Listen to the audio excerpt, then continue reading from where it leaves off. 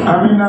Bwana Yesu asifiwe tena. Amina. So nimependeza Mungu kwa hii siku ya Sabato yake tani mahali hapa ili tusikie neno kutoka kwake. Kabla tujaendelea, ni vyema tuamini tuombe neno liendelee sawa na mapenzi ya Mungu. Mungu wa Abrahamu, Mungu wa Isaka, Mungu wa Yakobo, Mungu aliyeziumba mbingu kaziumba hata nchi, Bwana Mungu anayetawala mbinguni, duniani na hata chini. Mungu asante kwa maana kupitia Yesu Kristo tumefanyika watoto wa Mungu na umetupatia ujasiri huu kupitia damu ya Yesu Kristo wa kukuita Baba. Bwana Mungu anaona siri huu umefanyika katika mioyo yao Bwana, nao wewe ukaongee naye nao Bwana. Wale yote anayepia moyo wake Bwana hauko sawa, Mungu pia ukahudumia sawa sawa na kupendeza Bwana. Enda katika mitandaoni, enda katika sehemu hii, enda katika hata soko hili Bwana. Sehemu yote Bwana sauti yako itasikika Bwana, mbona sauti ya neno lako Bwana hata ikafanya mabadiliko makubwa kwa kila nafsi. Sana kwa sababu Bwana ulitupatia Roho Mtakatifu, ukatuambia kwamba tutapokea nguvu utakapopokea Roho Mtakatifu. Nguvu Bwana zitoke kwa wanadamu, sio kwetu Bwana, ila zinatoka kwa Roho wako Mtakatifu Bwana. Wacha kanene Bwana, wacha akapangilie neno lako Bwana katika moyo wangu na kila moyo na nafsi ya kila aliye mahali hapa na wale walio katika mitandao Bwana. Mungu tunaomba uzidi kuwakumbuka shirika wa Afrika Defense Tanzania Bwana, Abraham Abanda mkewe Bwana na wengine wote pale. Mungu tunazidi pia kuomba Bwana kwa ajili ya mwendo mbabu Bwana, ongee naye. Tuomba kwa ajili ya Salome Bwana, tuomba kwa ajili ya Wekesa, tuomba kwa ajili ya Juma Bwana, kakutane nao Boris Bwana, Sam Bwana, Maikia Bwana, na wale wengine wote Bwana ambao pia wako mahali hapa Bwana. Jitukuze Bwana sababu ni Mungu. Na ni kwa jina la Yesu Kristo tumeomba na tusadiki. Amen. So tuangalie kitabu cha Yoshua 6 kaanza mstari wa kwanza. Yoshua 6 tunaangalia kuhusiana na kuta za kiroho zilizo katika mioyo yetu. Kuta za kiroho zilizo katika mioyo yetu. Kaza kwanza. Kitabu cha Yoshua 6 mstari wake ni wa kwanza. Basi Yeriko ulikuwa umefungwa kabisa kwa sababu ya wana wa Israeli. Hapana mtu aliyetoka wala hapana mtu aliyeingia.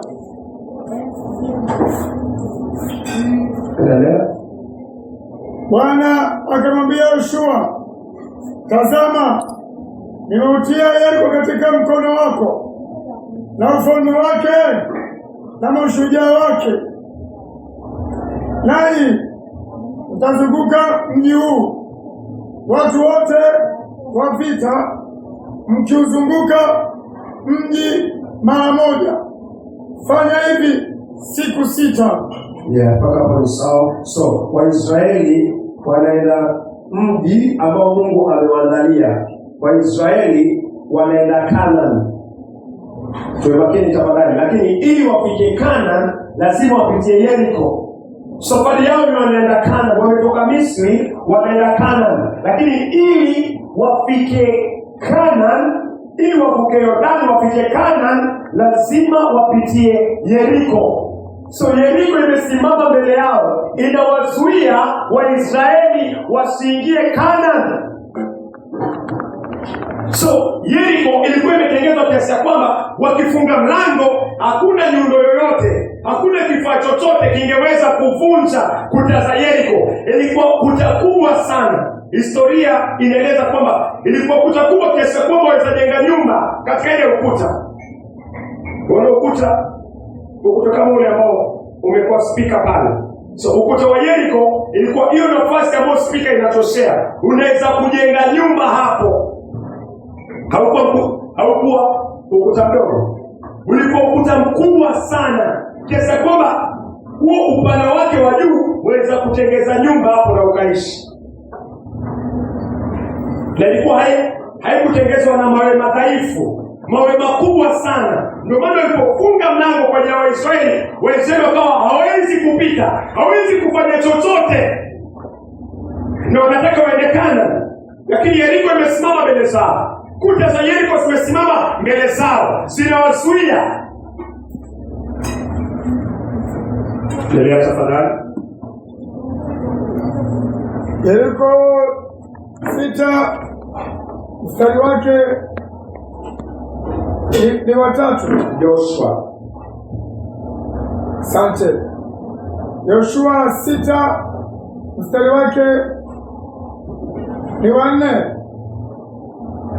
Na makuhani 7 watachukua tarumbeta 7 za pembe za kondoo waume mbele ya hilo sanduku, na siku ya 7 mtazunguka mji mara 7. Nao makuhani watapiga tarumbeta zao.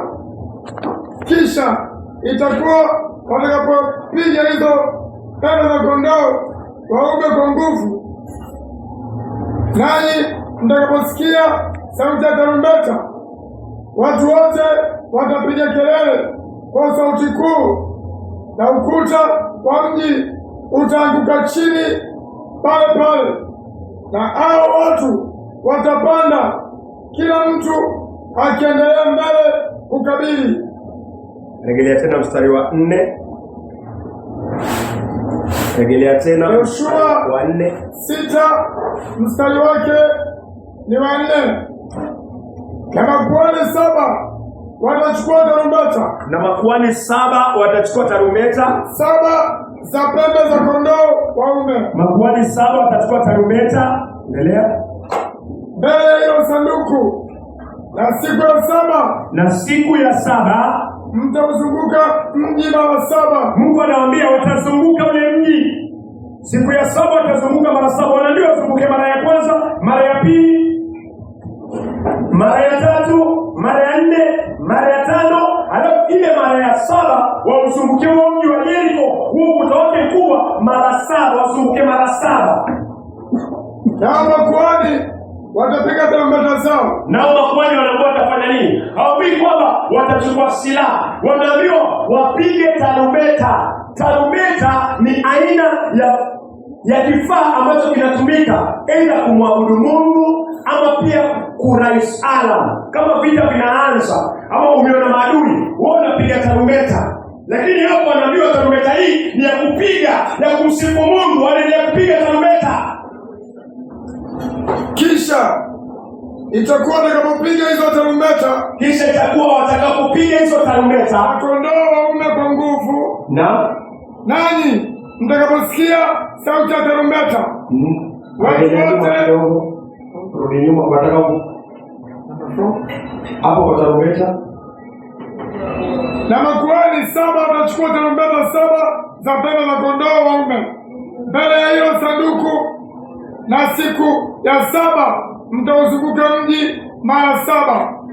Nao makuhani watapiga tarumbeta zao. Kisha atakuwa watakapopiga hizo pembe za kondoo waume kwa nguvu, nanyi mtakaposikia sauti ya tarumbeta, watu wote watapiga kelele kwa sauti kuu. Na ukuta wa mji utaanguka chini pale pale. Na hao watu watapanda, kila mtu akiendelea mbele kukabili. Hivyo ndio Mungu anasema. Mungu anasema wachukue tarumbeta, wazunguke, wachukue sanduku la agano. Sanduku la agano lilikuwa uwepo wa Mungu uko mahali pale. Watakuwa wanatembea na uwepo wa Mungu. Lakini wanajua huu ni ukuta. Sasa tuzungukie ukuta, alafu tupige tarumbeta. Ni rahisi kufikiria ukuta unafaa ugongwe. Ni rahisi kutumia mawazo yako. Lakini unapokuja kwa neno la Mungu, unapoona ukuta mkubwa, unafaa tu utii sauti ya Mungu mwenye anakwambia. Unapokuwa mwenye kwa ule ukuta mwanzo kuimba nyimbo, ni ngumu sana kupuuzia ukiwa unafuata mawazo yako. Lakini Mungu ni Mungu, anajua ni nini itaangusa ule ukuta. So Mungu alikuwa hataki nguvu zao. Mungu alikuwa hataki miengano yao. Mungu alikuwa hataki jasho zao kung'ang'ana kuangusha ukuta wa Yeriko. Mungu alipeana njia akiwaambia, mkifika pale tarumbeta zipigwe, mpige kelele, mpige sifa, mpige shangwe. Hiyo ndio Mungu anataka.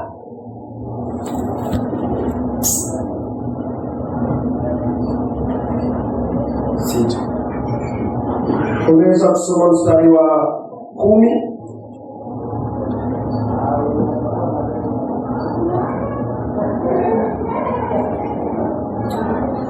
Yoshua 6 mstari wake na 10. Yoshua akawaamuru watu akasema, msipige kelele wala sauti zenu zisisikiwe wala neno lolote lisitoke kinywani mwenu hata siku ile mtakapoamuru kupiga kelele, ndipo mtakapopiga kelele. Yesu anaambiwa hiyo siku ya 7. Hizi siku 6 watembea wasipige kelele, lakini hiyo siku ya 7 mpaka Yoshua atakaposema sasa pigeni kelele, ule ukuta unaweza kufia. Ukuta mmoja lazima upigwe, ndio uanguke. Wanakuwa hamtapiga ukuta nyinyi. Yesu akisema tu pigeni kelele, so kazi yao itakuwa tu ni kupiga kelele, kushangilia, kupiga kelele, alafu hiyo kazi nyingine Mungu mwenyewe ataifanya. So walikuwa sijali ukuta utaanguka vipi, haya mawe yataporomoka vipi, nitasukuma vipi, tunahitaji vifaa hapa, tunahitaji nyundo, tunahitaji hizo zote. Ni kitu ambacho kinatokana na mwanadamu, lakini Mungu anakuambia kuhusiana na ukuta wa Yeriko. Mungu anakuambia nenda pale uzunguke. Siku ya 7 Mungu anakuambia paza sauti. Nini kitaangusha ukuta wa Yeriko? Nani anaweza sema? Unafikia nini itaangusha ukuta wa Yeriko? Ni utii wa kupiga kelele. Utii wa kupiga kelele.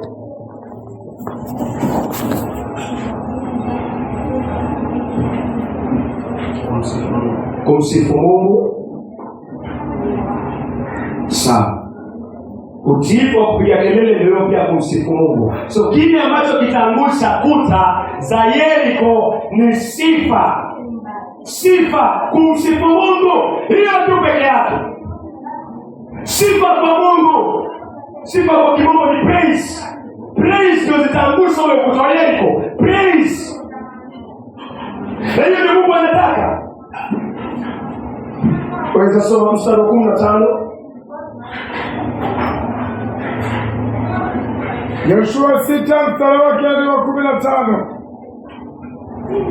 Ikawa siku ya 7 wakaondoka asubuhi na mapema wakati wa mapambazuko, wakauzunguka mji vivyo hivyo mara 7. Ila siku hiyo waliuzunguka huo mji mara 7. Hata mara 7 makuhani walipozipiga tarumbeta, Yoshua akawaambia watu, pigeni kelele, kwa maana Bwana amewapeni mji huu. Mpaka hapo ni sawa. Kwa hiyo kuna siku ya 7 hapa. Mbona Mungu anaenda na hii siku ya 7? Mbona Mungu anaenda na siku ya 7 Joshua? Mbona Mungu anasema hii siku ya 7 ndio mtakusanyika mzunguke mji mara 7, alafu mpige kelele katika hiyo siku ya 7?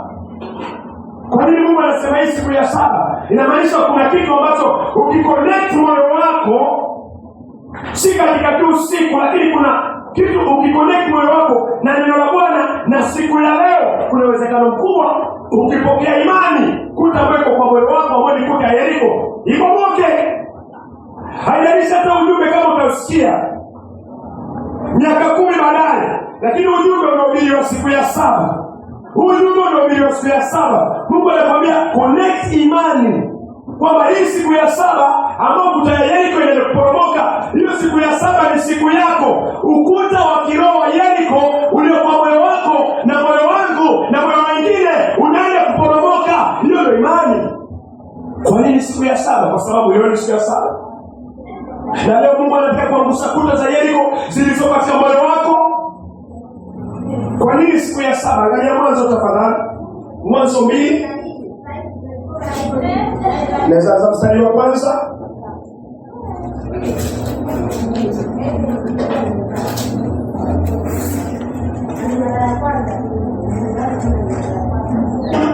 Kitabu cha Mwanzo 2 mstari wake ni wa kwanza. Mwanzo 2 mstari wake ni wa kwanza. Basi mbingu na nchi zikamalizika, basi mbingu na nchi zikamalizika, na jeshi lake lote. Mbingu na nchi zikamalizika na jeshi lake lote. Hii ni siku ya saba. Mungu anasema siku ya saba mbingu ilimalizika, nchi ilimalizika na jeshi lake lote. Na siku ya saba Mungu alimaliza kazi yake. Na siku ya saba yote aliyoifanya, Mungu alimaliza kazi yake yote aliyoifanya. Akastarehe siku ya saba. Mungu akapumzika siku ya saba, akaacha kufanya kazi yake yote aliyoifanya. Akawacha kufanya kazi yake yote aliyoifanya. Mungu anawaambia, nendeni kwa ukuta wa Yeriko, nendeni mzunguke siku 6. Nendeni mzunguke siku ya saba, mzunguke mara 7. Kwa nini 7? Ni kwa sababu 7 ni siku ambayo Mungu mwenyewe alimaliza kazi yake yote na akapumzika. Leo ni siku ya 7.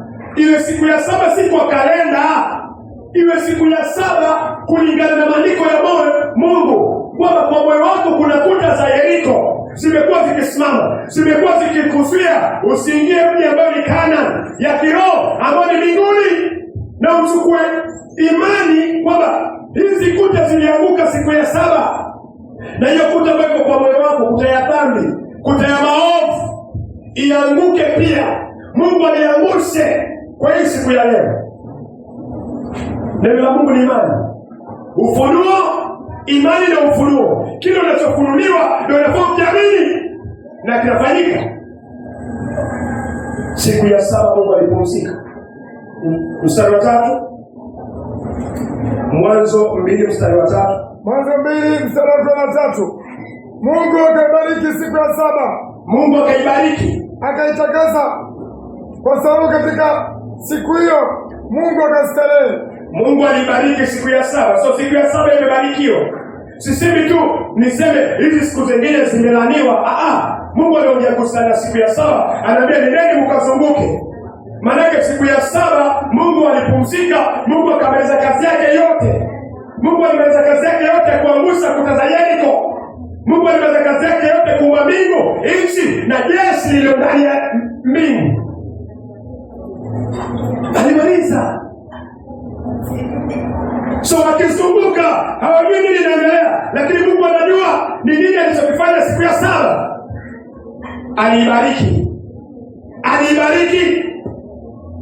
So wanatembea Shadraka kwa siku ambayo imebarikiwa, kwa siku ambayo Mungu alikamilisha kila kazi yake. Acha turudi Yoshua. Sasa tumejua kwa nini ni 7. Mungu alipumzika, Mungu alimaliza kila kitu. Hata kuta za Yeriko Mungu aliziangusha. Maana Mungu ni Alfa na Omega, akiumba huwa amekamilisha kila kitu. Yoshua 6 mstari wa 20.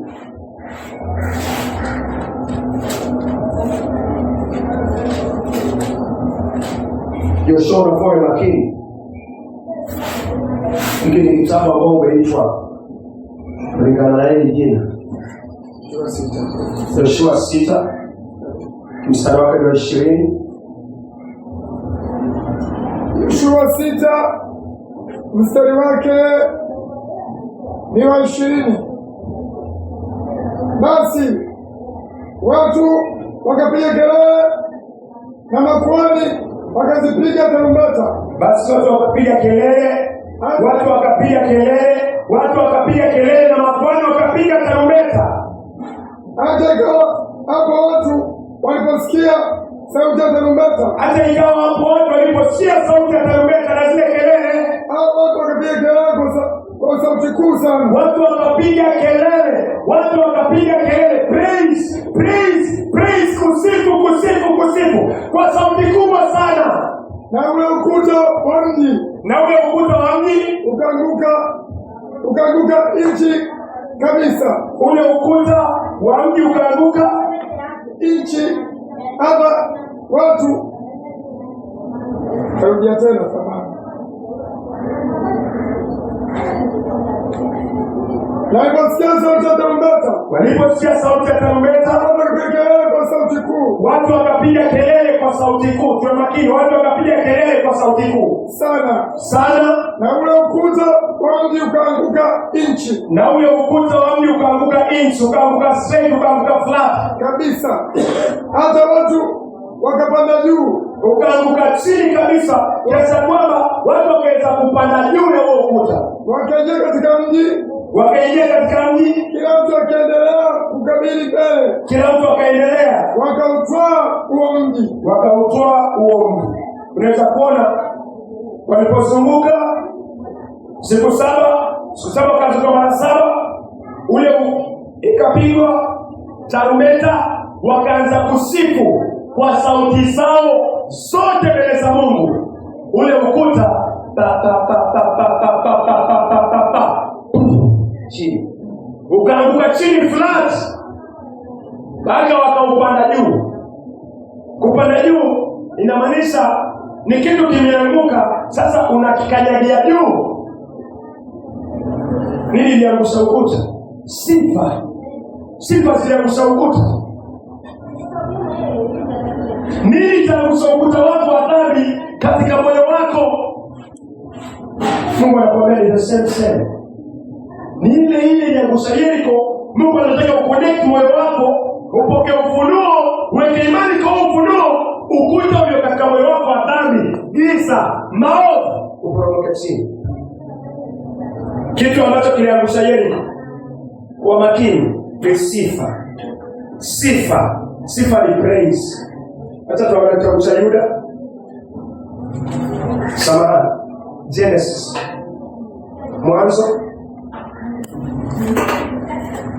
Mwanzo 49 mstari wa 8.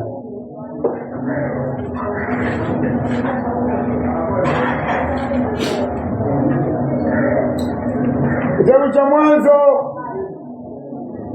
mlango wake ni 49 mstari wake ni wa 8. Yuda, ndugu zako watakusifu. Yuda, ndugu zako watakusifu. Mkono wako utakuwa shingoni mwa adui zako. Wana wa baba yako watakuinamia. Angalia tena. Kitabu cha Mwanzo 49 mstari wake ni wa 8. Naam. Yuda, ndugu zako watakusifu. Nani watamsifu ndugu zake? Nani atasifiwa na ndugu zake? Yuda atasifiwa na ndugu zake. Jina Yuda inamaanisha sifa.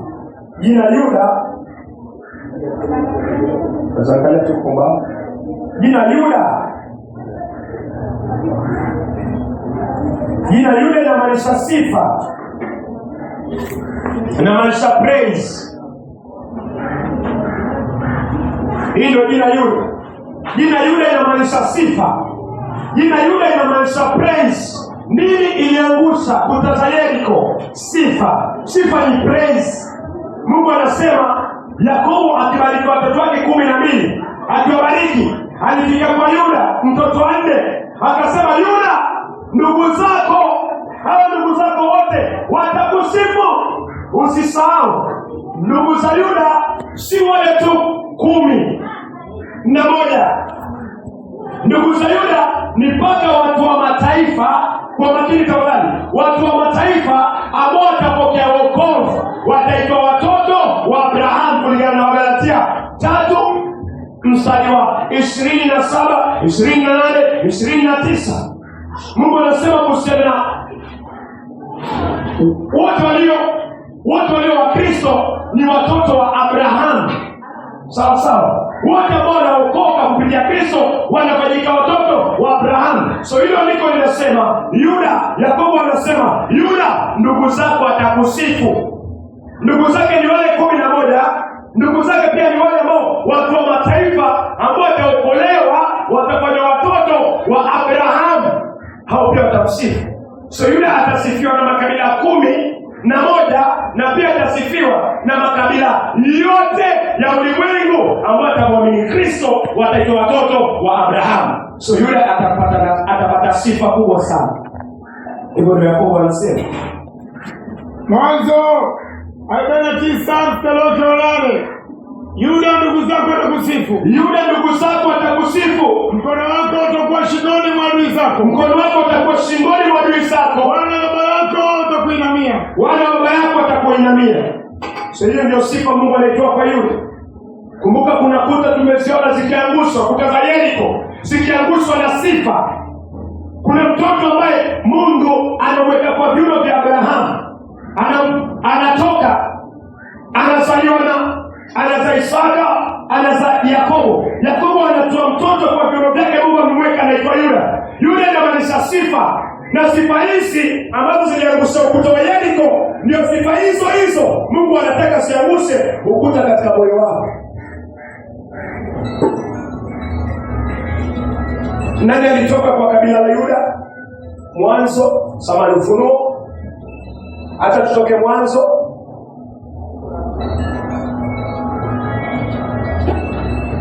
Ufunuo 5 mstari wa 5. Nani anatoka kwa viuno vya Yuda? Hapa kwa makini tafadhali. Yuda anaitwa sifa. Yuda ni sifa. Yuda akitembea ndugu zake wanamsifu. Waisraeli kabila 11 na hata mataifa yote ulimwengu mzima ambao umemwamini Kristo ni watoto wa Abrahamu wanamsifu. Nani anatoka kwa viuno vya Yuda? Nani anatoka kwa viuno vya sifa? Kitabu cha Ufunuo 5 mstari wake ni wa 5. Ufunuo 5 mstari wake ni wa 5. Na mojawapo ya wale wazee akaniambia. Na mojawapo ya wale wazee wakaniambia. Usilie. Tazama simba aliye kabila wa Yuda. Simba aliye kabila wa Yuda. Tazama simba aliye wa kabila la Yuda. Shina la Daudi. Yeye ameshinda. Apata kukifungua kile kitabu na zile muhuri zake 7. Apata kukifungua kile kitabu na zile muhuri zake 7. Ni nani huyu? Msaidizi. Nikaona katikati ya kile kiti cha enzi na wale wenye uhai 4 na katikati ya wale wazee mwana kondoo amesimama. Alikuwa kana kwamba amechinjwa, mwenye pembe 7 na macho 7 ambazo ni roho 7 za Mungu zilizotumwa katika dunia yote. Ni Yesu. Huyu anaitwa simba wa kabila la Yuda. Simba alikapa. Simba kabila ni Yuda. Simba ufanya nini? Simba unguruma. Simba anajulikana katika sifa ya kunguruma. Yuda inamaanisha praise, sifa. Huyu ni simba anayeinguruma, ni simba aliye na sifa. Nini liangusha Yeriko? Sifa. Yuda, sifa. Yesu anatoka kwa ukoo gani? Wa sifa, wa Yuda. Yesu ametumwa hadi angushe kuta zilizo ndani ya moyo wako na moyo wangu. Kwa ukuta wa Yeriko Mungu alituma sifa. Ukuta mkubwa wa Yeriko, kuta kubwa, nini liangusha kuta ya Yeriko? Sifa. Nini liangusha kuta za kiroho, za dhambi, maovu ndani ya moyo wako ambazo zimekutesa. Mungu anasema nitatuma kile ambacho nilikituma kikaangusha kuta za Yeriko, nitatuma sifa. Yesu anazaliwa kwa ukoo wa Yuda. Yesu anaitwa sifa. Simba wa sifa. Simba wa sifa. Unafikiri atafanya ukuta wa dhambi? Unafikiri vile alipofanya kwa ukuta wa Yeriko, mkaribishe huyu simba wa sifa angurume kuta za uzinzi, kuta za usherati, kuta za chuki, kuta za hasira, kuta za kiburi, kuta za dhambi ya moyo, anatuma simba mwenye sifa. Walipofika Yeriko, Mungu aliwaambia wafanye nini? Mungu aliwaambia kwa sifa, wasifu, wapige kelele. Kuta ya Yeriko ikaanguka flat, wakatembea juu. Kwa nini? Sifa. Yuda Yakobo anamwambia, Yuda, ndugu zako watakusifu. Yuda anamaanisha sifa. Yesu anatoka kwa ukoo wa Yuda, ukoo wa sifa. Mungu anasema natuma simba wa sifa aje akutane na ukuta wako, akutane na kuta yangu. Usinzi hautanilemea, utaanguka flat. Chuki haitanilemea, itaanguka flat. Dhambi ya Adamu haitakulemea, itaanguka flat. Mkaribishe huyu simba wa Yuda, mkaribishe. Natumai kuna kitu unaelewa kuhusiana na ukuta wa Yeriko, na kile kilichoamrisha ukuta wa Yeriko ni sifa. Halafu Yakobo anatoa unabii akisema, Yuda, ndugu zako watakusifu. Wewe ni sifa Yuda, wewe ni sifa Yuda. Sifa zinaangusha ukuta wa Yeriko flat. Yesu anatoka katika kabila la Yuda. Kabila la Yuda inaonyesha sifa. Yesu ni simba wa sifa, simba wa sifa. Hata piga kelele tu, Yesu atanguruma na kila mchafu ukikaribisha itaondoka. Amina. Simba wa sifa, simba wa kabila la Yuda, simba wa sifa. Amina. Ukikutana na hii sifa, kuta yoyote ambayo imejisimamisha kwa moyo wako kupitia ufunuo Mungu amepatia kwa imani, lazima itaondoka. Yeriko ilikuwa kivuli. Sasa Mungu anatuma picha yenyewe ya sifa. Mkaribishe Kristo kupitia neno unalosikia. Simba wa sifa. Si sifa tu, atanguruma. Karibishe ngurumo, ukaribishe kwa moyo. Kama unachoka na dhambi, utaendelea kukaa katika dhambi zako. Lakini kama umechoka na dhambi, Mungu anatupa suluhisho. Kilichoangusha kuta ya Yeriko, ndio hicho anakituma kwa kuta zako na kuta zangu za kiroho. Amina. Usiangushi.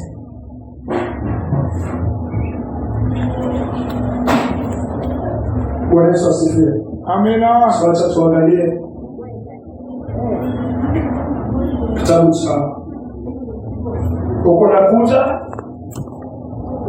Isaya. Uko na kuta ndani ya moyo wako. Uko na kuta ndani ya moyo wako. Ndio maana wakati wa leo unasikia sasa umechoka, hiyo ni kuta iko ndani. Sio lale kidogo, hiyo ni kuta iko ndani.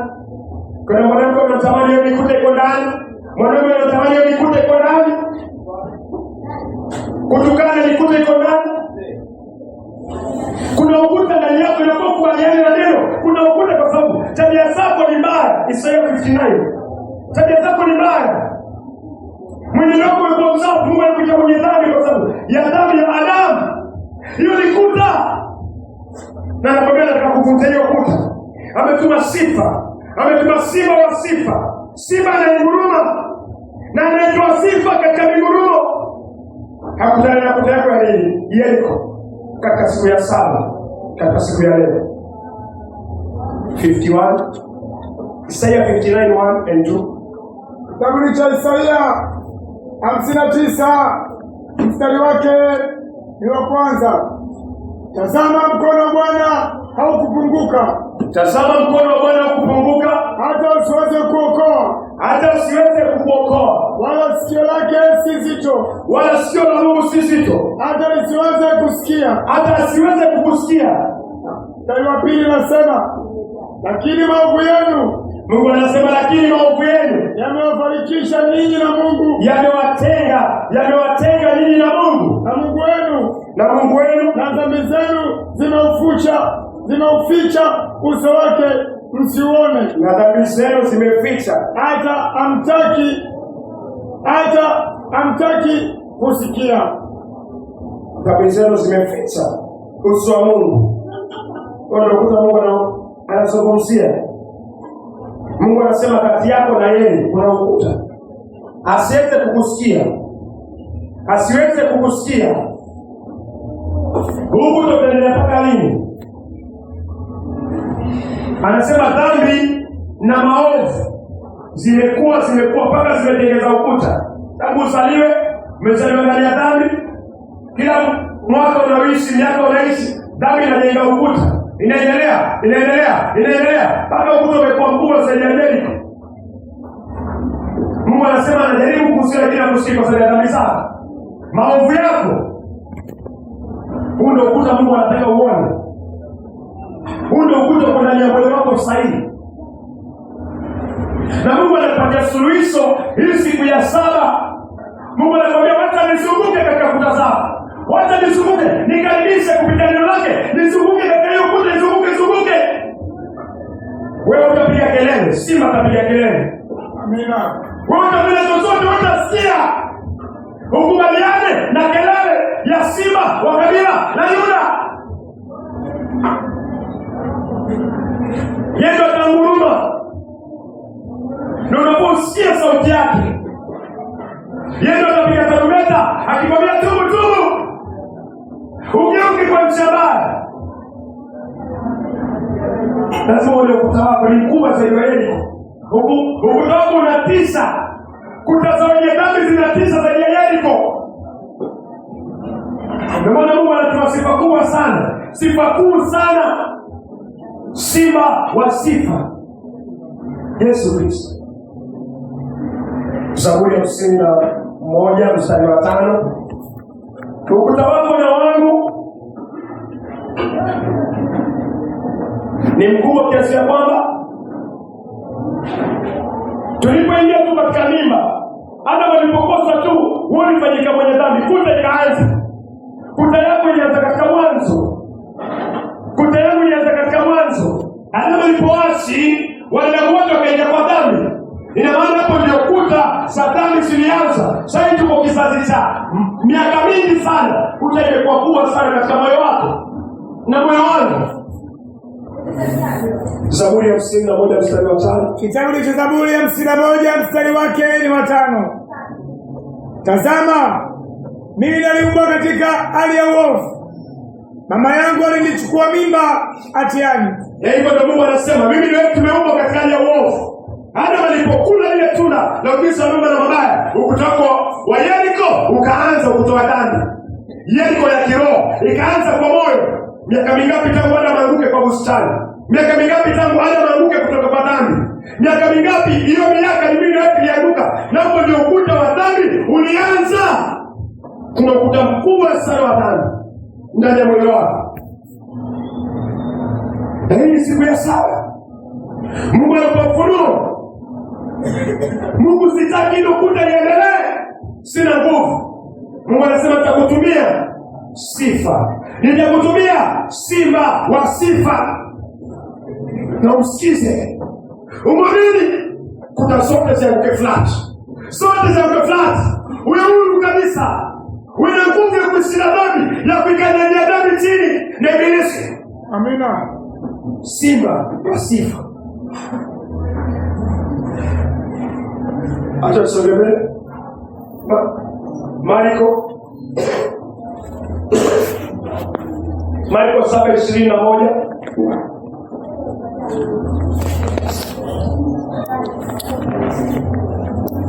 Ndani ya moyo kuna ukuta wa dhambi na maovu.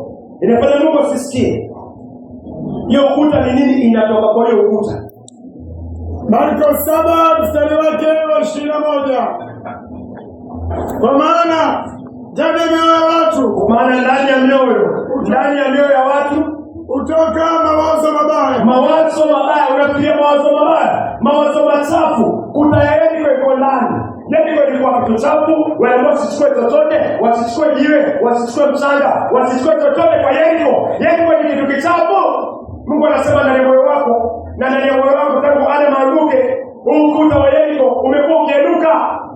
Alafu anasema ndani ya moyo wako kitu ambacho kinatoka, ndani ya moyo wangu kitu ambacho kinatoka ni mawazo mabaya, mawazo ya kuiba, mawazo ya kudanganya, mawazo ya uzinzi, mawazo ya chuki, Kwa sababu gani? Ndio inaonyesha kuna ukuta wa Yeriko katika moyo wako. Na wangu vile vile nikijenga kwa mwenye dhambi. Yes. Uasherati. Uasherati unatoka wapi? Katika moyo wako. Kila mwenye dhambi ndani ya moyo wake kuna uasherati. Kila mwenye dhambi ndani ya moyo wake kuna uasherati. So kuna uasherati uko ndani ya moyo, na huo ndio ukuta. Hautaki kuchike. Wizi,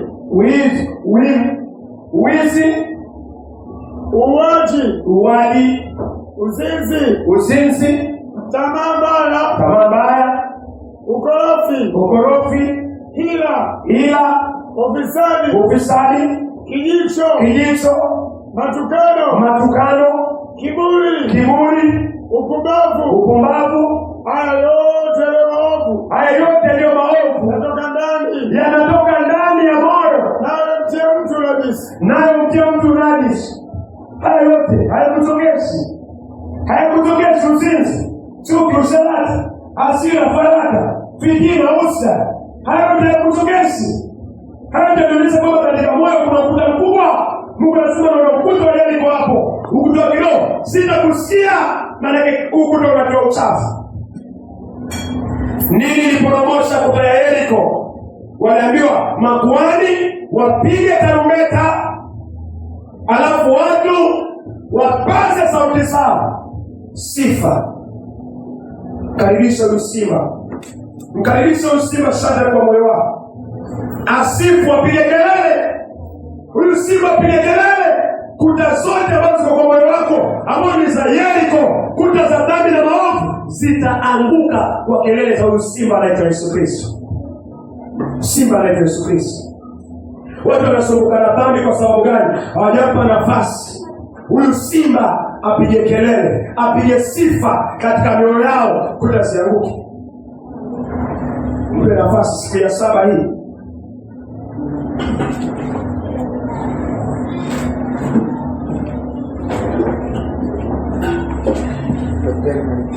Yohana 3:16. Yohana 3 mstari wake ni wa 16. Kwa maana jinsi Mungu aliupenda ulimwengu. Ulimwengu ni nani? Ulimwengu ni ukuta wako wa Yeriko. Ulimwengu ni moyo wangu. Ulimwengu ni moyo wako. Moyo ulio na dhambi, ukuta wa dhambi, ukuta mgumu ambao hausikii neno, wataka maovu. Mungu anasema amekupenda na ukuta. Amenipenda na ukuta. Amenipenda nikiwa mchafu, amekupenda ukiwa mchafu, hata akamtoa mwanao kipekee, mwanae Yesu Kristo. Mwanae ni yule ambaye anaitwa Simba wa sifa, Simba wa kabila la Yuda. Yuda inamaanisha sifa, ili kila mtu amwaminie, asipotee, kila mtu amwaminie asipotee, bali awe na uzima wa milele. Mungu ametoa huyu Yesu ametoka kabila la Yuda. Yule inamaanisha sifa.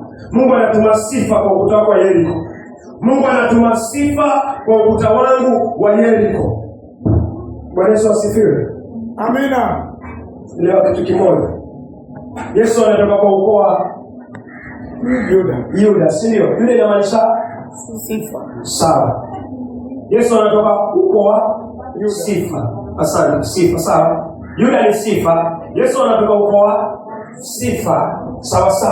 So na Yesu pia Mathayo 1:21.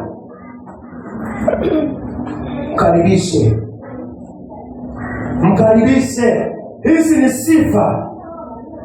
ni sifa za wokovu. Mungu anatuma kwa ukuta wako ambao ni moyo wako, sifa za wokovu. Mathayo 1 mstari wake na 21. Naam. Naye atazaa mwana, Mariamu atamzaa mwana, naye atamuita jina lake Yesu. Yesu. maana yeye ndiye atakayeokoa watu wake na dhambi zao. Yesu ndiye atakayeokoa watu wake kwa dhambi zao. Yesu inamaanisha wokovu. Sifa za wokovu. Yuda, sifa. Yesu, wokovu. Ni kuta gani itasimama kwa moyo wako wakati nitamkaribisha kupitia kusikia neno hizi sifa za wokovu? Amen. Yesu Kristo.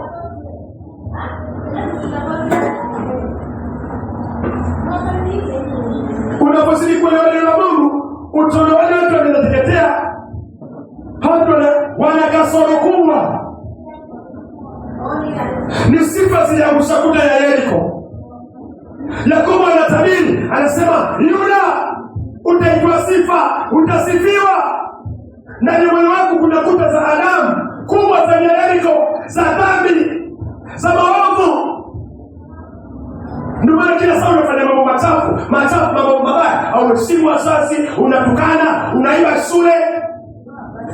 Kwa nini? Uko na ukuta. Mungu anaruhusu, anasema nimekupenda na ukuta huo. Anasema umenipenda na ukuta huo.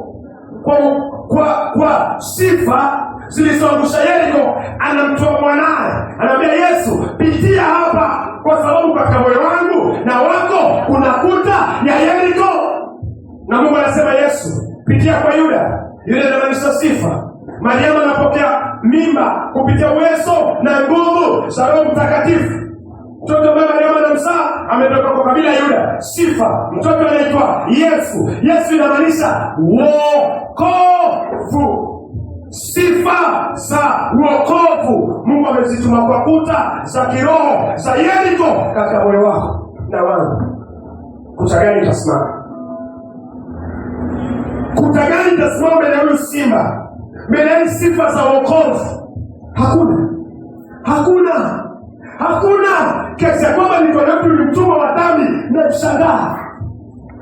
Niko na mtu analewa na mshangaa. Niko na mtu anasini na mshangaa. Niko na mtu anasumbuka na kuta katika moyo wake na mshangaa. Nasema Mungu hurumie, wafanye waelewe. Kuta za dhambi zimejenua. Mungu anasema tuna sifa za wokovu. Yesu Kristo. Yesu alinguruma vipi? Sifa za wokovu zinanguruma vipi?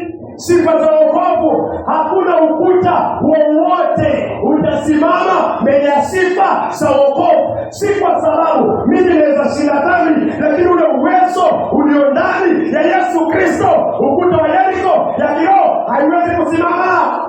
Haiwezi. Amina. Sifa za wokovu zilinguruma vipi? Mathayo 4:17. Ili wokovu ufike kwa mwanadamu, lazima kuwe na toba. Yesu ananguruma. Mathayo 4 mstari wake ni wa 17. Mathayo 4 mstari wake ni wa 17. Tokea wakati huo Yesu alianza kuhubiri. Yesu Kristo ambaye ni simba wa Yuda, simba wa sifa, ambaye ni sifa za wokovu. Yesu ni sifa za wokovu. Yuda, Yesu, sifa za wokovu. Alianza kuhubiri, alianza kupiga tarumbeta. Kupiga tarumbeta, njia nyingine inamaanisha kuonyesha watu maovu na makosa zao. Mathayo 4 mstari wa 17. Mathayo 4 mstari wa 17. Tokea wakati huo Yesu alianza kuhubiri na kusema tubuni, kwa maana ufalme wa mbinguni umekaribia. Yesu alihubiri toba. Sifa za wokovu zilihubiri toba. Kwa nini anahubiri toba? Yesu anapiga tarumbeta. Isaia 58 mstari wa 1. Yesu akisema tubuni, simba wa sifa, simba wa kabila la Yuda akisema tubuni. Hiyo ni tarumbeta anapiga. Hiyo ni tarumbeta anapiga kwa nini? Ameona kuta zako za kiroho ya Yeriko na zangu zimeinuka. Isaia 58. Isaia 58. Mstari wake ni wa kwanza. Mstari wake ni wa kwanza. Piga kelele. Piga kelele. Usiache. Usiwache. Paza sauti yako kama tarumbeta. Mpaka hapo. Paza sauti yako kama tarumbeta. Yesu amenisifa Yuda za wokovu. Yesu simba wa Yuda, simba wa sifa. Kabla aje kukuokoa, kabla afunje kuta kwa moyo wako na wangu, alipiga tarumbeta. Tubuni, tubuni, tubuni, tubuni, tubuni. Huyu ni simba anapiga tarumbeta kwa sababu katika moyo wako kuna kuta ya Yeriko, na wakati wa Yeriko walipiga tarumbeta makuhani. Yesu ni kuhani mkuu. Mkaribishe kwa ufunuo, uweke imani. Yesu anapiga tarumbeta. Tubuni. Yasema tafadhali. Kitabu cha Isaia 58 mstari wa kwanza. Isaia 58 mstari wa kwanza. Piga kelele. Piga kelele. Usiache. Usiwache. Paza sauti yako kama tarumbeta. Paza sauti yako kama tarumbeta. Wahubiri watu wangu kosa lao. Wahubiri watu wangu kosa lao. Wahubiri watu wangu kosa lao. Awahubirie watu makosa yao. Na nyuma ya Yakobo dhambi zao. Dhambi zao. Mathayo 4:17. Sifa za wokovu za piga tarumbeta. Yesu anasema tubuni. Yesu anasema tubuni. Kutubu ni kugeuka kwa njia mbaya, kuachana nayo. Unakumbuka walipoenda kwa ukuta wa Yeriko, makuhani walipiga tarumbeta. Watu wakaambiwa watii, alafu warespond, wachukue hatua kwa kupiga kelele. Hapa Mungu anatuma Yesu anapiga tarumbeta. Wewe usikie, alafu urespond, uchukue hatua kwa hiyo tarumbeta. Mathayo 4 mstari wake ni wa 17. Mathayo 4 mstari wake ni wa 17. Tokea wakati huo Yesu alianza kuhubiri na kusema tubuni, kwa maana ufalme wa mbinguni umekaribia. Ufalme wa mbinguni umekaribia. Yesu alihubiri toba. Kutubu ni nini? Ezekieli 18 mstari wa 30. Sifa za wokovu zilihubiri toba. Simba wa sifa, simba wa kabila la Yuda alihubiri toba. Kutubu ni nini? Alikuwa anasema nini huyu simba? Anakuamuru nini huyu simba? Ananiamuru nini huyu simba? Ezekieli 18 mstari wake wa 30. Ezekieli 18:30. Basi nitahukumu ninyi. Nyumba ya Israeli. Kila mmoja kwa kadri ya njia zake. Asema Bwana Mwenyezi. Asema Bwana Mungu. Rudini mkaghairi na kuyawacha makosa yenu yote. Basi hivyo uovu wenu hautakuwa uharibifu wenu. Biblia neno inasema nitawahukumu nyumba ya Israeli, kila moja sawasawa na njia zake, asema Bwana Mwenyezi. Tubuni, geukeni kutoka makosa yenu yote, ndipo dhambi haitakuwa anguko lenu. Hii ndio tarumbeta, sifa za wokovu. Sifa za wokovu zilikuwa inapaza kwa moyo wako. Anakuambia tubu sasa. Tubu chochote kile ambacho Mungu anasema hiki sicho. Kile mbele za Bwana, wachana nayo. Ili sifa za wokovu zipate nafasi kwa moyo wako. Zipate kuangusha, kubeba huo ukuta, kubeba na kupeleka msalabani na kuharibu, ili upate kutembelea juu. 30 nasema tupilieni mbali nanyi makosa yenu yote. 31, tupilieni mbali makosa yenu yote mliokosa. Kutubu ni kutupilia mbali makosa yako yote ambayo umeyafanya, yatupilie mbali. Jifanyeni moyo mpya. Jifanyeni moyo mpya na roho mpya. Jifanyeni moyo mpya na roho mpya. Mbona mnataka kufa? Mbona mnataka kufa? Nyumba ya Israeli. Nyumba ya Israeli, Mungu anakuambia tupilia mbali. Hujatiwa sasa, tupilia mbali. Chochote kile ambacho umefanya, tupilia mbali. Kiovu machoni pa Bwana, shada tupilia mbali. Hiyo ndio kutubu. Huyu simba wa wokovu anataka kuvunja ukuta wa dhambi kwa moyo wako. Anakuambia geuka kwa yote ambayo ni mabaya. Anakuambia kiri mbele za Mungu, waachana nayo. Toba ni zawadi, Mungu ndiye anapatia hiyo nguvu. Haujaribu kugeuka kwa nguvu zako mwenyewe. Huyu simba ndio anapatia nguvu ya kugeuka kutoka kwa makosa ili ayachukue, aendelee msalabani, akamalize, avunje kuta za Yeriko kwa moyo wako. Waangalia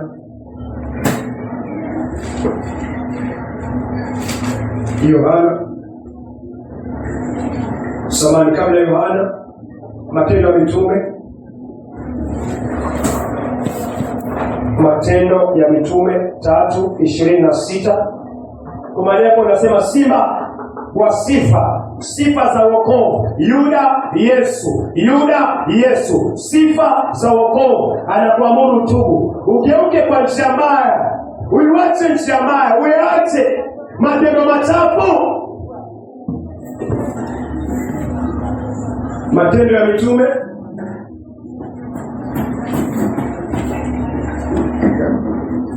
3:26. Unajiuliza pengine nitaachaje njia mbaya? Huyu simba wa huyu sifa za wokovu. Yuda Yesu, sifa za wokovu. Yeye ndo ananguruma ili apatie nguvu ya kugeuka kutoka kwa hizo njia mbaya. Mgurumo wake ambao ni neno lake inakugeuza. Matendo ya Mitume 3:26. Matendo ya Mitume 3 mstari wake wa 26. Mungu akisha kumfufua mtumishi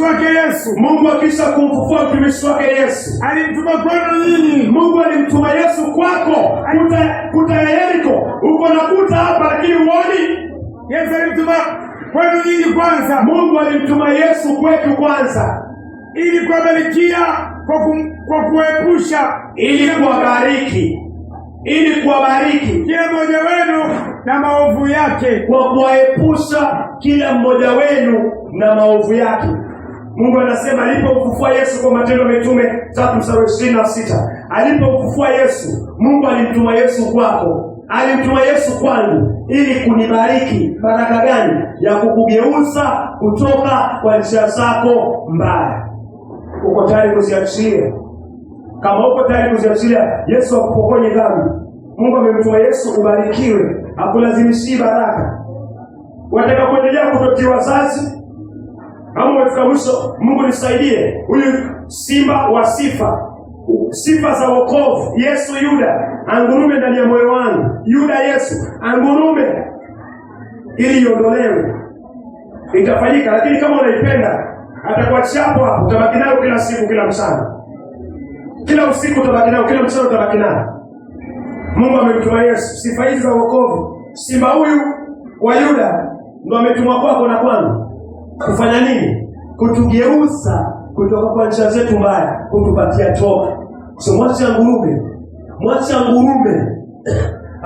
kwa toba na angurume kwa wokovu. Avunje hizo kuta, asiweke chini flat, uwe na nguvu ya kuzishinda. Kama walishinda Yeriko kwa sifa, Mungu anakuambia uamini. Ametuma sifa kubwa sana zaidi zile ambazo zilipigwa Yeriko. Uamini hizo kuta za moyo wako wa dhambi, Yeriko ya kiroho, Yesu anaweza kuziangamiza. Mpaka uwe na imani Joshua, Shadraka, mpaka uwe na hiyo imani David. So mpaka hapa, nani atakupa nguvu? Nani ametumwa akugeuze kutoka kwa maovu yako?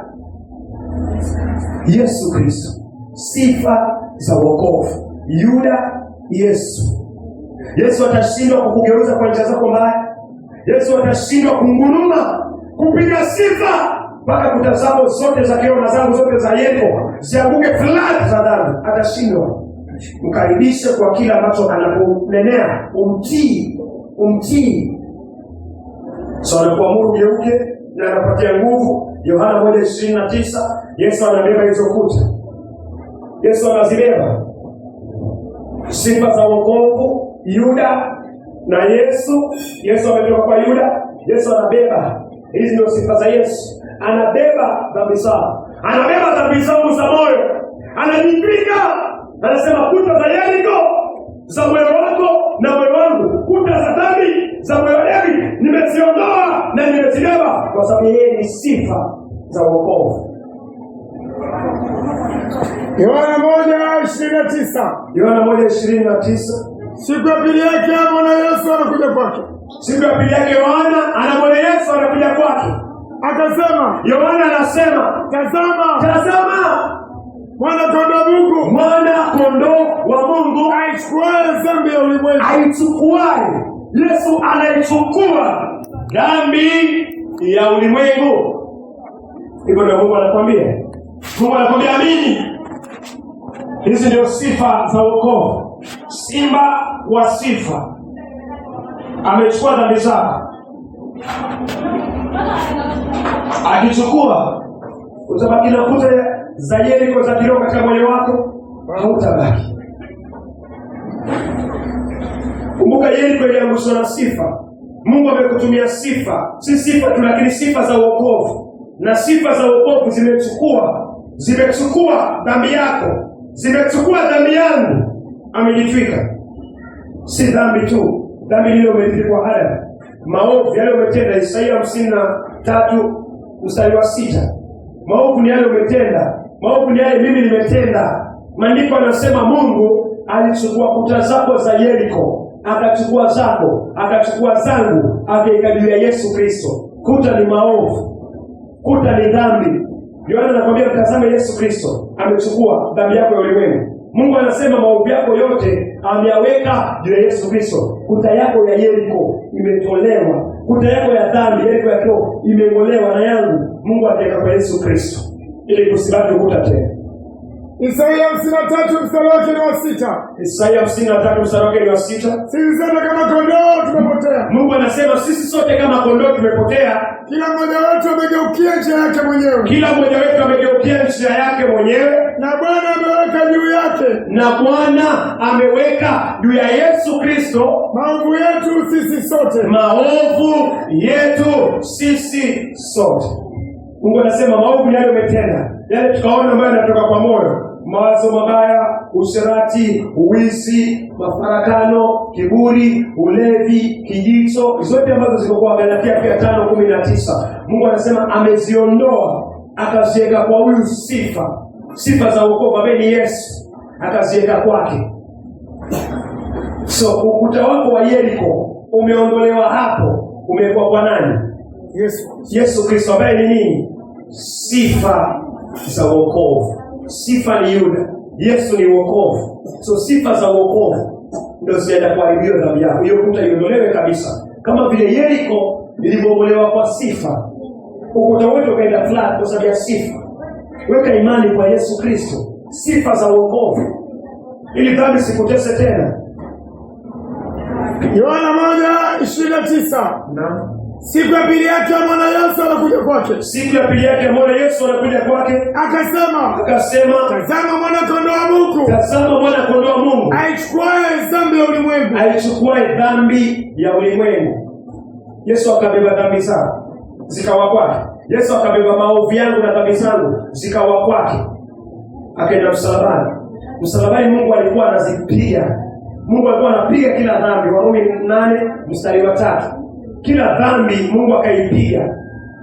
Kila uovu umechukuliwa, kila kuta imechukuliwa kwa Yesu Kristo. So kwa hakuna ukuta, kwa Yesu Kristo kuna ukuta. Si ukuta wake wa dhambi zake, wa dhambi zako na zangu. So unaamini kwamba ule ukuta ulikuwa hapa, umeondolewa, umekuwa kwa Yesu. Sasa sina kuta. Kuta ziko kwa nani? Kwa Yesu. Kuta za dhambi, shada. Kuta za dhambi zako ziko kwa Yesu. So Mungu anaanza kuzipiga hizo kuta. Anaanza kuzipiga hizo kuta zako kwa Yesu mpaka alimu kila kitu. Na wewe ndio huu. Yeriko ya moyo wako hiyo inaanguswa. Kama ile Yeriko ya Joshua 6:20. Warumi 8 mstari wake ni 3. Warumi 8 mstari wake ni 3. Maana yale yasiyowezekana kwa sheria. Maana yale yasiyowezekana kwa sheria. Kwa vile ilivyokuwa dhaifu kwa sababu ya mwili. Kwa vile sheria ilivyokuwa dhaifu kwa ajili ya mwili. Mungu kwa kumtuma mwanae.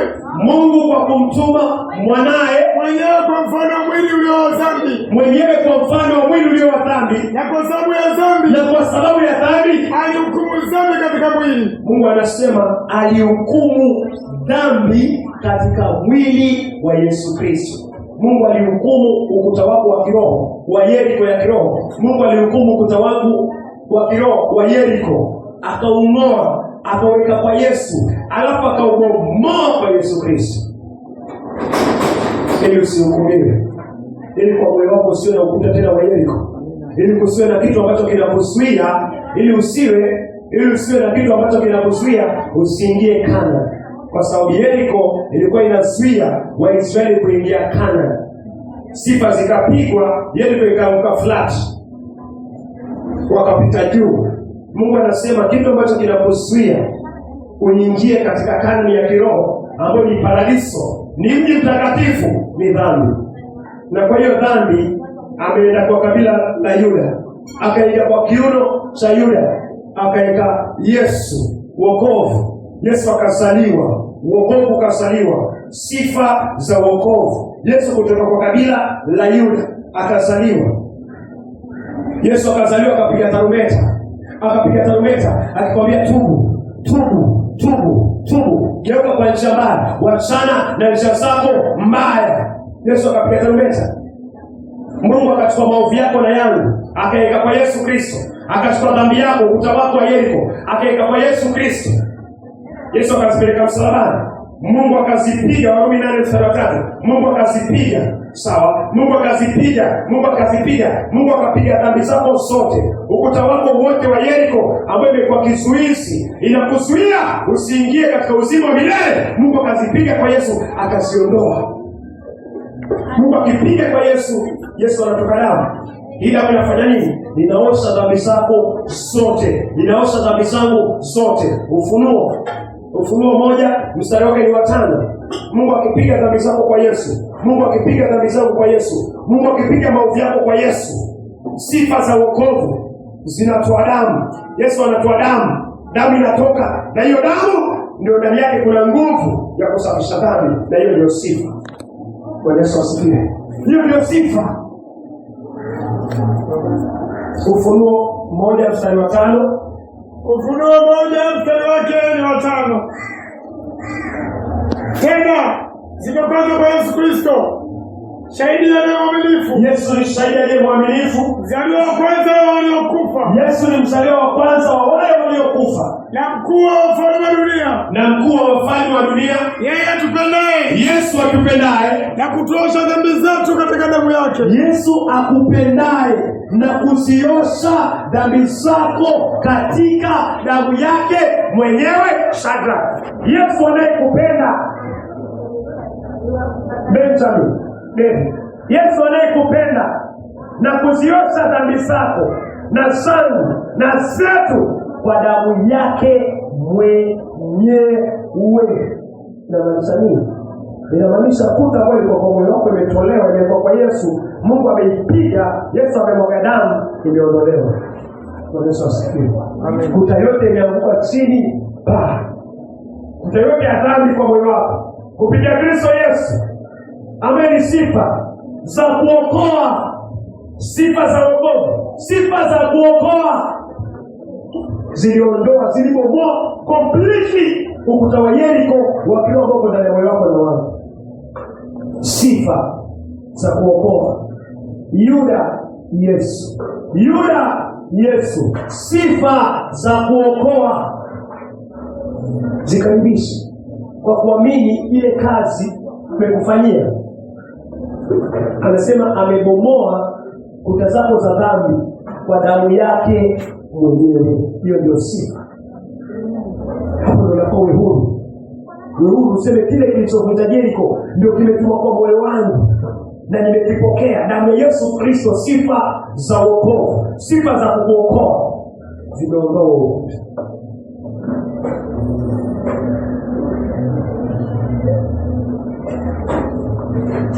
Soma Wakolosai, Wakolosai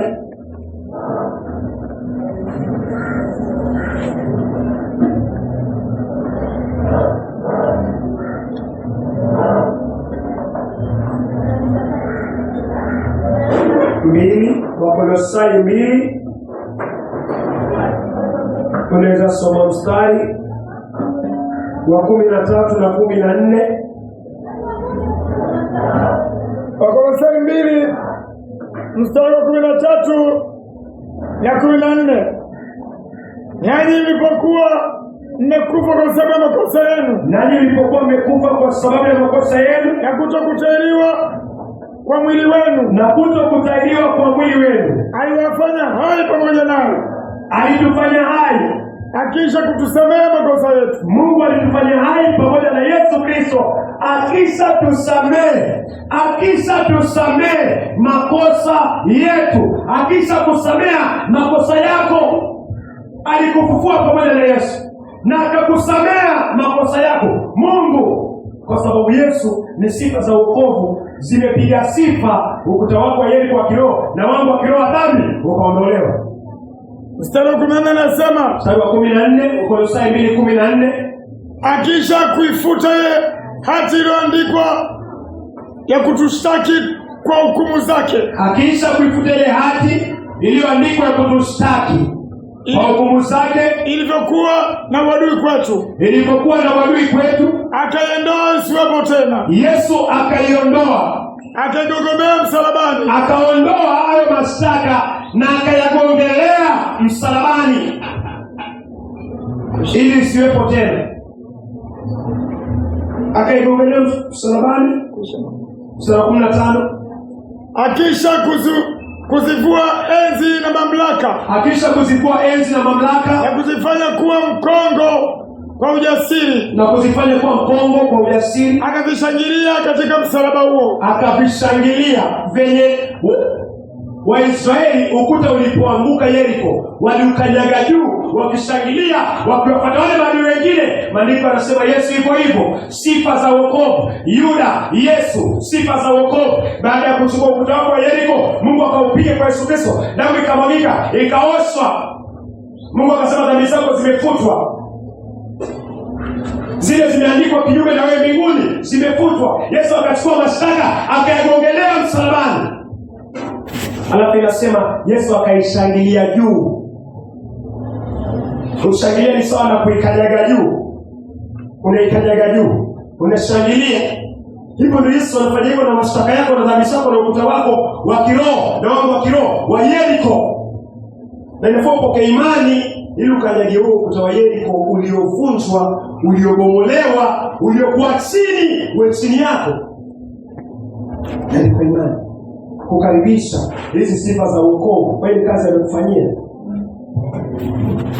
Wakolosai 2 mstari wa 15, akisha kuzivua enzi na mamlaka, akisha kuzivua enzi na mamlaka, na kuzifanya kuwa mkongo kwa ujasiri, na kuzifanya kuwa mkongo kwa ujasiri, akizishangilia katika msalaba huo. Alizishangilia katika msalaba huo. Anashangilia nini? Anashangilia kuvunja kuta zako na kuta zangu za Yeriko ya kiroho. Anashangilia, amevunja uzinzi wako, amevunja usherati, amevunja kiburi, amevunja mafarakano, amevunja chochote kile, wizi, amevunja tamaa mbaya, ameivunja na akaishangilia. Anakuambia wewe pia amini, zimevunjwa, uzishangilie. Amina. Kuta za Yeriko ziko chini. Amina. Ziko chini. Kwa sababu Mungu ametuma sifa za wokovu. Yesu wa kabila la Yuda, sifa zimetumwa uokolewe, sifa za wokovu. Yeriko ina reflat. Yeriko ya matusi ina reflat. Yeriko ya kiburi ina reflat. Yeriko ya kutokuamini kazi ya Yesu Kristo imekuwa chini, ina reflat. Flat. Kwa sababu gani? simba wa kabila la Yuda. Sifa Yuda, Yesu wokovu. Sifa Yuda, Yesu wokovu. Kuta za Yeriko za dhambi za kiroho moyo wako zimekuwa chini kwa damu yake. Haleluya. Kupitia msalaba. Amina. Usiruhusu kutokuamini ya Yeriko inalala flat. Wacha ya moyo pia kwa imani kwa hizi sifa za wokovu. Yuda, Yesu asike flat kwenye kazi amekuhubiria. Na uweze kuzishinda kwa kuamini damu yake. Tuamini tu.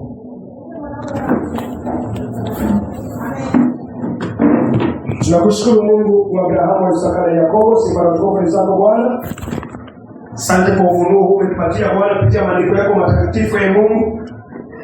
Kila somo Bwana unapoiongoza na kuwa ni somo Bwana iliyoviviwa na Roho Mtakatifu Bwana.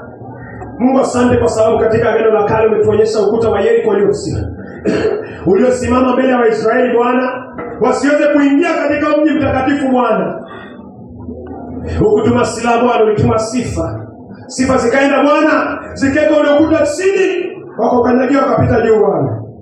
Mungu, mwanadamu alipozaliwa na dhambi Bwana, tangu tumboni wenye dhambi, kuta kubwa ziko katika mioyo yetu ya kiroho Bwana, kuta za Yeriko. Mungu kupendezwa na hizi kuta, lakini ulitupenda sisi Bwana. Katika viuno vya Yuda ambaye anaashiria sifa Bwana, ukaweka wokovu. Ili kusiwe tu na sifa Bwana, lakini kuwe na sifa za wokovu. Kamweka Yesu kwa viuno vya Yuda Bwana. Kampitisha Yesu kwa nguvu za Roho Mtakatifu kwa Mariamu. Yesu akawa ni simba wa kabila la Yuda Bwana. Simba wa sifa. Kwa ajili Yesu ametoka kwa viuno vya Yuda Bwana ambaye ni sifa. Na jina Yesu linamaanisha wokovu. Mungu ikawa ni dhahiri kwamba umetuma kwa mwanadamu. Umewatumia mwanadamu na ulimwengu Bwana sifa za wokovu. Yesu ambaye ni wokovu aliyetoka kwa kabila la Yuda ambaye ni sifa. Kwa sababu uliona kuta za Yeriko katika mioyo yetu. Kuta za uzinzi, za usherati, za chuki, za faraka. Kuta za ulevi Bwana. Kuta za anasa Bwana. Kuta za kiburi. Kuta za kutoambiwa Bwana. Kuta za kutorekebishwa Bwana. Kuta za kutotii mamlaka na wazazi Bwana. Kuta za kutoitii sabato yako Bwana. Kuta Bwana za uchawi. Kuta za uwizi. Kuta za tamaa mbaya. Kuta Bwana za kujitakia. Kuta za ubinafsi Bwana. Ukasema imetosha. Nitatuma sifa ambayo ni Kristo kutoka kwa Yuda. Siweze kuvunja Bwana kuta zilizo ndani ya mioyo yetu Bwana. Mungu hakika kwa tumwa Yesu Kristo ambaye ni sifa za kuokoa. Piga tarumbeta Bwana. Hakihubiri Bwana wanadamu wanapotubu, wageuke kwa njia zao mbaya, waachane nazo. Na kuamini Bwana, usikie tarumbeta hiyo Bwana. Katuonyesha sifa Bwana. Sifa hizo ndio zinatupatia toba. Maana ulifufua Yesu kwa mtuma kwetu Bwana, ile tupatie baraka ya kutugeuza kutoka kwa dhambi zetu Bwana, ndio katugeuze Bwana. Kwa geuza wale ambao hawajageuzwa kutoka kwa dhambi zao Bwana, moyo ni toba mtakatifu wa Israeli. Sifa za wokovu ambaye ni Yesu Bwana, kabeba dhambi zetu Bwana, akazipeleka msalabani.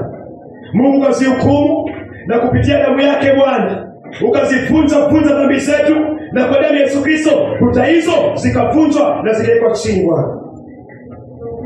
Neno ambalo Yesu alilia msalabani, Yohana 19 mstari wa 30, kwamba imekwisha. Tupokee imani kwamba kuta za Yeriko katika mioyo yetu Bwana imekwisha. Mungu asante kwa neno hili. Wacha kuta Bwana za kiroho za Yeriko hizo katika moyo wa David, Joshua, Benjamin na hata Shadrach na wengine wote Bwana, hata watakatifu ambao Bwana wanang'ang'ana na maovu katika mioyo yao, wacha kuta hizo zikavunjwe na zikaishi katika jina la Yesu Kristo. Asante kwa kuwa umefanya kazi ya ukamilifu Bwana. Na katika kipindi cha saa 8 Bwana, tunaomba ongee nasi kupitia moyo ambao umetupatia Bwana. Na kwa jina la Yesu Kristo tumeomba na tukisadiki. Amina. Sema neema. grace of our Lord Jesus Christ, the love of God, the fellowship of the Holy Spirit, be with us now.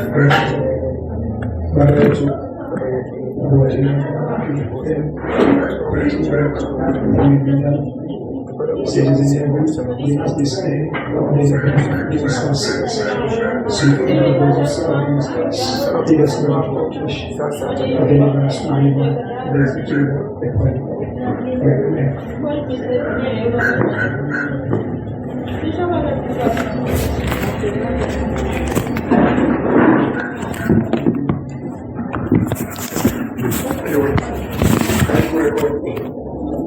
Everybody.